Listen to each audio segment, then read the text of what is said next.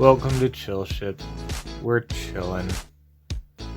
And today, I was going to show off originally this beta purchase I bought online. You know, some magic beta cards.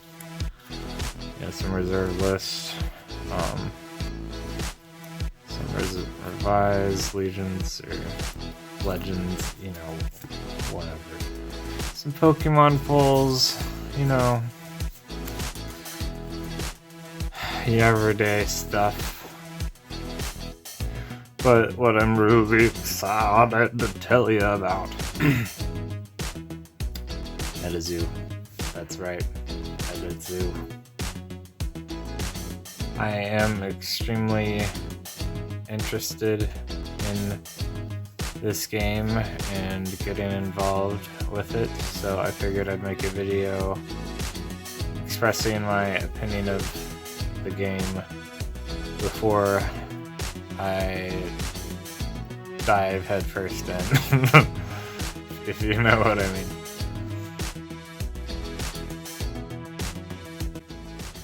So I'm going to get into how I found MetaZoo. I was taking some profits, cryptocurrency, like many other people that speculate in various markets, and I got back into Magic, which I hadn't been into for 10 years, you know. For those that don't know what cryptocurrency is, that play Pokemon, it's kind of like Pokecoins, you know. Or for Magic players, it's like Magic tokens. So, you know, for some people, they look at cards as an investment, and for other people, they just never had the money to afford the hobby. Some people. Anyway, first card I bought was a Gluttony, and I've seen a lot of people mispronounce this. I'm not sure if anyone has pronounced it correctly, but it's Gluttony, I believe, right? Unless it's spelled wrong, but I've heard people say gluttony or gluttony or something like that. I don't know, but I really like the art, and I hope they keep this dark aspect in the game, because that's what originally got me into Magic, and I love his deranged looking eyeballs. I showed this to my housemate, and she said it looked disturbing, you know, but and then I said, yep, I bought 7. So, yeah. Oh, the playset's only 5. Well, still, you know, it's good to have extra. But anyway, this is the Kickstarter set. The first edition is about to come out as of this video. I hope to get some of that, but I wanted to check out these cards in person, you know, before bought a box or anything, because they're very expensive right now, so for most people are waiting for first edition to come out. But anyway, back to what I was saying. I was taking profits and looking at various channels on YouTube, and I found Rudy's channel, and that's the first time I saw MetaZoo, but I didn't really understand what I saw, and I think that's when the gold rush happened, and I was completely unaware of it until I saw an unboxing of this recently, and I was like, ooh, that looks cool, you know, and then I looked it up, and then I found out about the whole gold rush that I was unaware of. And, well, I figured, you know what, I'd still buy a couple cards that I thought looked cool, so I am not a taco floppy eater or whatever person. I just recently found Rudy and just recently found MetaZoo too. let's talk about the cards. So, I like the dark cards, as you can see here. Here we have Bunny Man. Get in there. Okay, do that. See, he's a little... got a little bit of blood there. You know, this isn't exactly geared towards kids, you know, and that's something I recognize and a lot of other people don't, I think. I love this. I hope they keep this. I love this. I will keep buying this. You know, keep making these. I will keep buying 5 of these. Just keep making them. Oh, and here's a black cat. I love that depiction. If you've ever owned a black cat, you know you can relate with this card. So I think the art is awesome.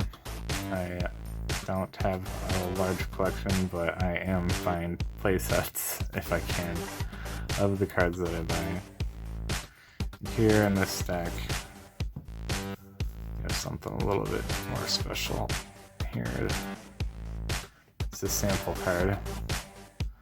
This is one of the first cards they ever made, and the only sample card I have. I need to take this off here. You can see here, the back is a little bit more faded, I think, than the Kickstarter back. So there's already a different variant if you ever were to use these without sleeves on them.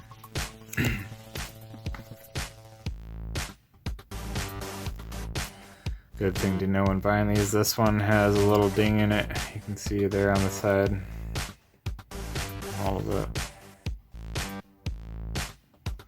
But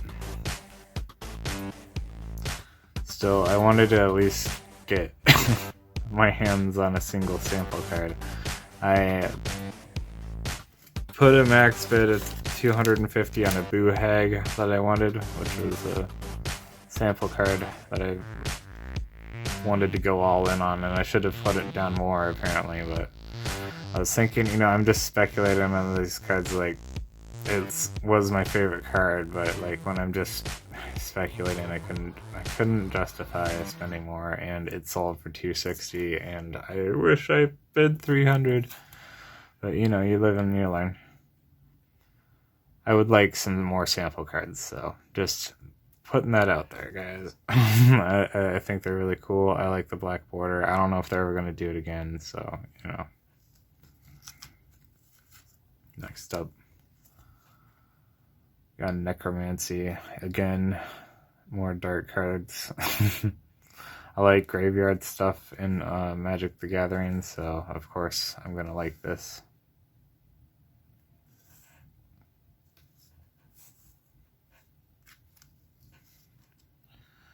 Now, we have here, I really like Poncho and his dark art. Here's some more. I think he does this. Oops. Same guy or person. Old Green Eyes. I looked this up because it was such an interesting character. It's the entity that is drawn to great carnage and was seen during the Civil War near the dead bodies, like the massive battlefields of dead bodies. And it's on a card, you know. That's pretty darn brutal, you know. I grew up in the church, and a lot of people don't really recognize these like satanic like stuff, and I like it. I think it's interesting. Like, this design was around way before Satanists or anything used it, so I'm not sure how they're going to use it, but growing up with a religious background, you know, I learned about a lot of this stuff people were afraid of, you know. And I think it'd be cool if they made Satan a cryptid, and just like, you know, added it all into the lore, you know, and it's like, I don't know, I think that's funny, but that's just me personally. Anyway, here again, I said I love Poncho's artwork, but here, this one I think is the most closest to a stock photo. But it's great, it's great stock photo. But, and, I'm hating on it so much that I only bought 5 of them, you know what I'm saying? So, anyway. Here's one of my favorites here, Bat Squash. You like a Sasquatch? Oh yeah, well I got you a Bat Squatch. Oop. Doing weird stuff with the camera here. I don't know. Looking at my weird lights and stuff in the background. But when I look at these, up close and personal, I can tell that like some blood, sweat, and tears went into organizing this together, which leads me to, there's some, I've already heard some negativity or something. I don't know. I don't really pay attention to that because there's always that somewhere about something, but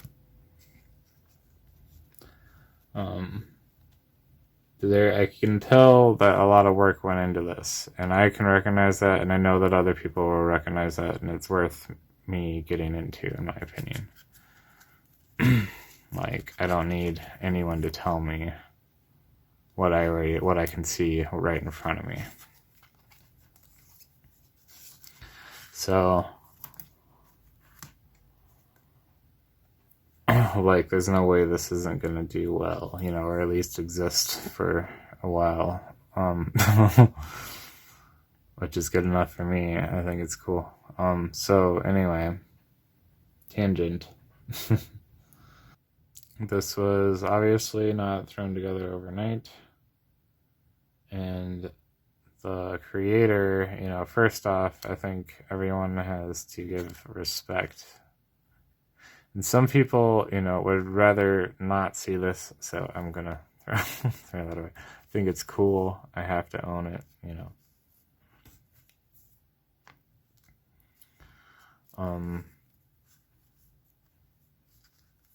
I happened to pick up a couple of these. The rarity, I don't know if you know, well, if you haven't looked into these before, the rarity is the color inside this circle. So that's a bronze and that's a silver. You can kind of make it out there barely.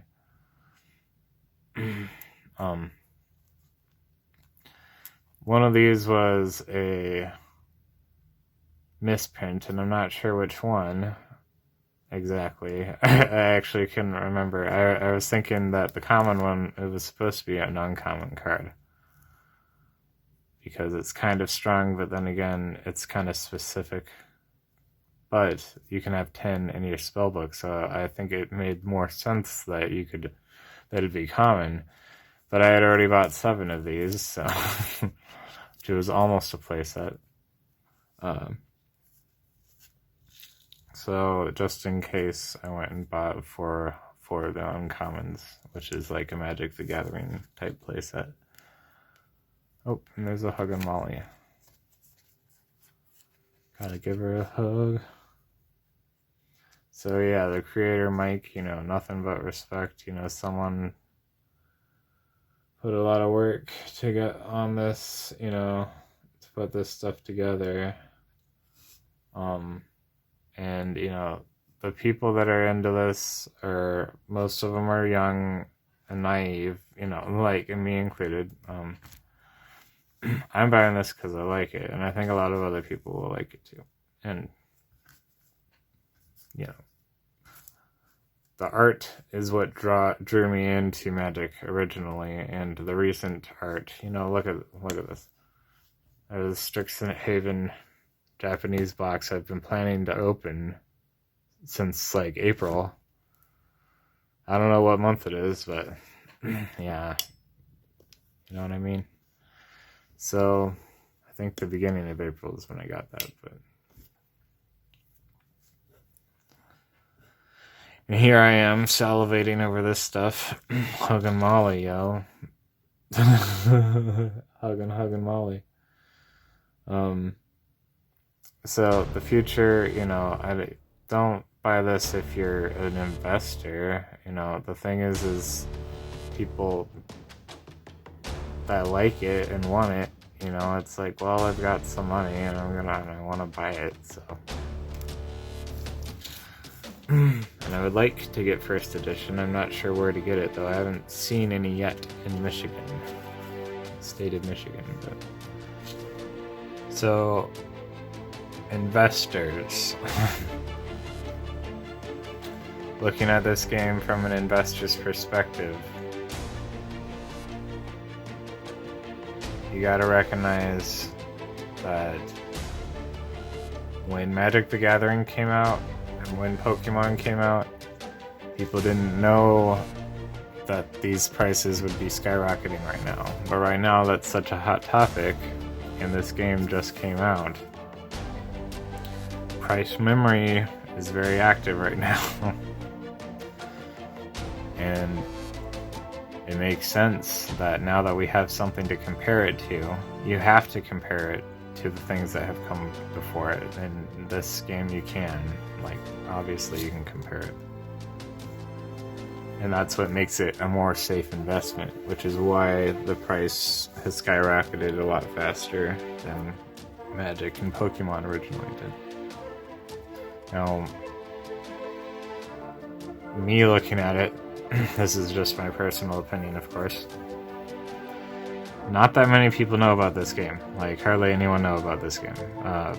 Or knows about this game. Hardly anyone know about this game. But no, for real. It may seem like it blew up really big for the people that are involved with this every day, but I wasn't even aware about it. Maybe I don't really live under a rock. I think a lot of other people still don't know about this game. Most people don't. But they will. And that's what makes it such a safe investment, and people aren't really recognizing the prices that are right now will keep rising. Don't underestimate, the market. There might be some corrections, for a while in consolidation periods, but I'm convinced that it's going to keep going up. And now we're moving to the future of this card game. I really, really hope that people see the value in this in the future, and I hope I can get my hands on this first edition stuff, but no matter what, I want to learn the game. I don't know if I'm going to be using these cards or not now that I think about it, but I was originally trying to build a Knight deck or something, but kind of hard to play in your local game stores right now in the United States, Michigan. But that's for another topic for another time. But that is another thing that could affect, the growth. And I could see that the scarcity could kind of stunt the growth in the short term if people can't get their hands on it and then get negative emotions about it. But I'd say good things come for those who wait, wait and you can get your hands on something eventually. As an outsider, I'm convinced that this is going to succeed, and I am interested in finding some sealed Kickstarter product because I would like to have that as a token of this time period. But I know I probably won't be able to afford a speculative 2,500 booster box, but I am interested in a spell book, if possible, if there's any out there. Just saying. But anyway, I look forward to the future and making some more MetaZoo videos, and until then, y'all peace out and If you enjoyed this, feel free to drop a like in the ship direction. Bye-bye.